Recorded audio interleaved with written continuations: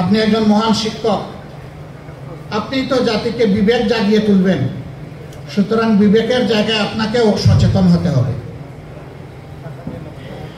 যারা এখন এমপিওভুক্ত আছেন কিন্তু জাতীয়করণ না হওয়ার কারণে বৈষম্যের শিকার, আমরা আবার ভয় করব না তো যে আপনারাও সরকারি হয়ে গেলে এমনটা হয়ে যাবেন?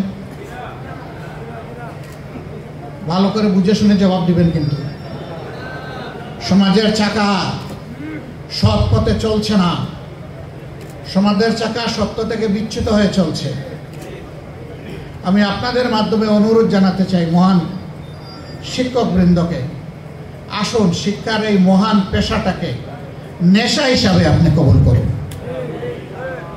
এটাই আপনার জীবনের মিশন হোক যে আপনি মানুষ গড়ার কারিগর, আপনি মানুষ গড়ে দেবেন।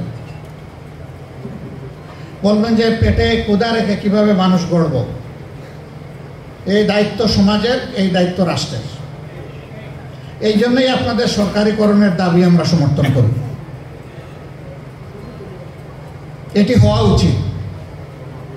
শিক্ষা মানুষের যদি মৌলিক অধিকার হয়ে থাকে, তাহলে সেই শিক্ষা প্রত্যেকটি মানব সন্তানকে তার অধিকার তার হাতে তুলে দেওয়ার দায়িত্ব হচ্ছে সরকারের।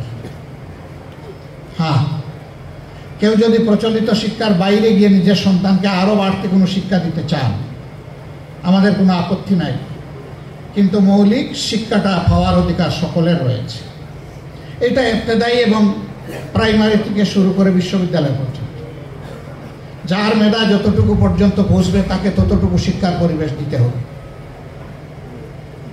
আজকে একটি লজ্জার বিষয় জাতির জন্য, শিক্ষকরা থাকবেন শিক্ষা প্রতিষ্ঠানে, তারা এসে রাস্তায় দাবি তুলবেন যে আমাদের এই ন্যায্য দাবিগুলো আপনারা মেনে নিন, সরকার মেনে নিন, অর্থাৎ ছাত্ররা মেনে নিন।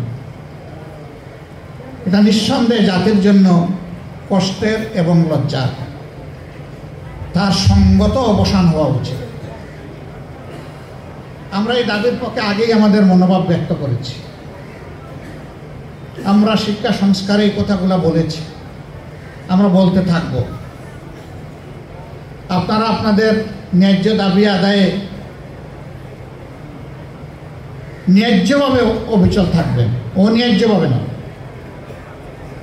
অবিচল থেকে আপনারা সামনে এগিয়ে যান, আপনাদের সাথে আমরা আছি। কিন্তু আমি আগে যে কথাগুলো বললাম আশা করি আপনারা ভুলে যাবেন না।